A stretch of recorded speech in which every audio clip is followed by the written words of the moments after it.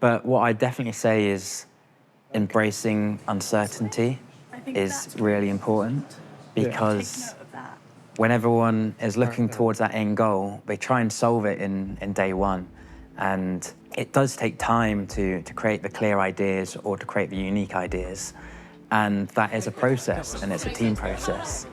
So you need to come up with loads of really, really bad ideas to get a good idea. And it's quite nice at that first stage that, like you were saying, the sort of unfinished part, like it doesn't have to be like a final thing, so you can just sketch stuff out and like, I don't know about you guys, but I always grew up like doodling, so sort of. Well, I guess this has kind of made its way. Yeah, this has made its way, that's made its way. I don't think that, this turned into something. I'm not really sure what that is. Open door. That, but motion doodles, I don't know.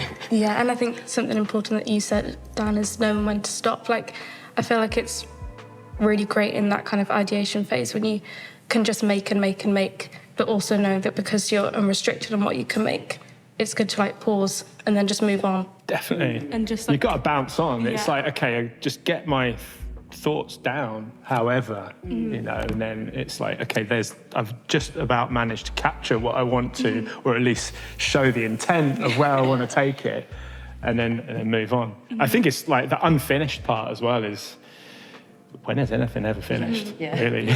With the MTV VMA stuff, so those giant billboards are anamorphic and they have to be set up in a very particular way to get perspective. And we didn't have the information we needed to set that up right because it's very technical. And there was talk of like, okay, maybe we just use those screens, but we use them flat.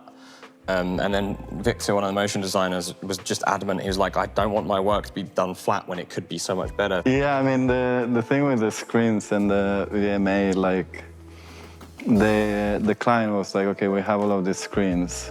And they have used them in the past for other VMA projects. So like, okay, this is my chance. You don't really get that many chances as a motion designer to do that. And it turned out it's a lot harder than I thought it was, obviously. And I had to do all sorts of things for that. Like first you have to build like the actual space where the billboard lives in 3D with like super accurate measurements. Then you have to place the camera at the exact distance where the person will be seeing it, at like the average human height. And yeah, that was a long process.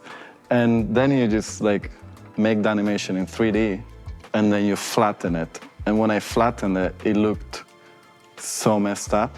So he researched, tried to get as much information as he did. We went back to the client and like, can you try and push from your end, get us the spec? And so sometimes just letting that ambition and letting yourself, or knowing yourself how good it can be if you really push it, and just letting that drive you can just really help kind of, you know, a time constraint, the technical constraints, and you know, sometimes those things do limit you, but you know, you've got to try pushing them first because you never quite know. And ultimately it turned out looking fucking awesome. Yeah, very cool. So it was a big gamble and it paid off.